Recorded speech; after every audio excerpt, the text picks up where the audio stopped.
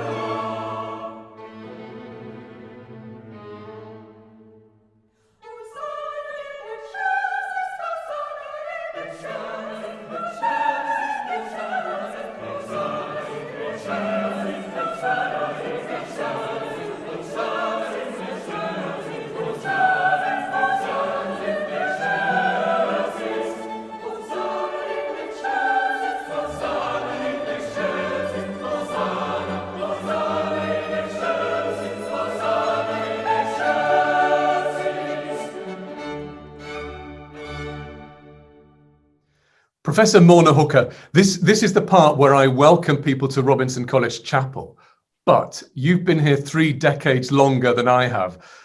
So perhaps all I can do is welcome you back to the digital version, by popular request, I might say. Well, thank you. It's good to be with you, and I look forward to being in the real chapel before too long.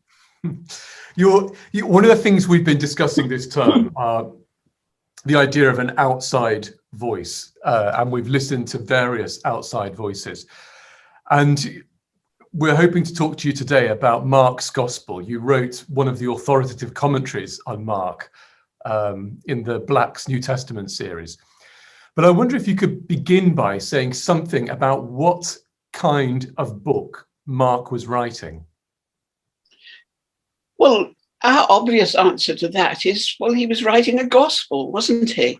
But that doesn't make sense in the ancient world because there was no such thing as a gospel. Nobody had written one, and Mark was the first person to do so.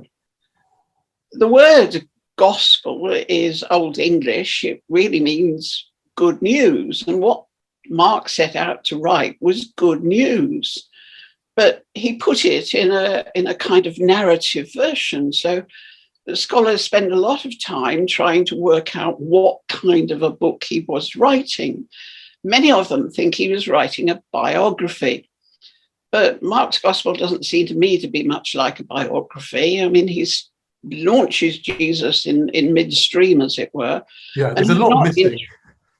Sorry? I was just going to say there's a lot missing if it's a biography, isn't there? There's a great deal missing. He doesn't tell us about Jesus' birth. He doesn't tell us about his schooling. He doesn't tell us about his character.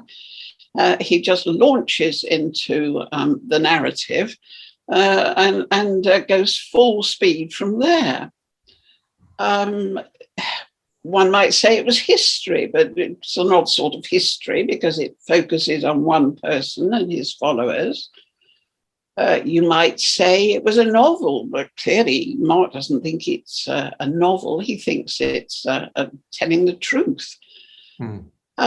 So other people have suggested that it's rather like a drama, and I myself am attracted to this view because Mark's Gospel unfolds very much like a Greek tragedy with a preliminary prologue, which introduces the characters and tells us something about what the story is going to be about. And it then takes us through the narrative and comes to a great climax in the middle where Jesus's identity is unveiled, which is typical of a Greek drama.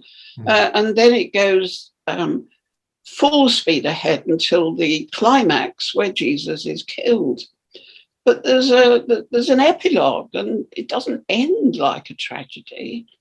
And of course, it's not being staged, it's simply being read aloud. So Mark was doing something new. And the fact that we called it a gospel is simply because he begins by saying, this is the beginning of the good news, that is the gospel. What people have been preaching, he is now writing.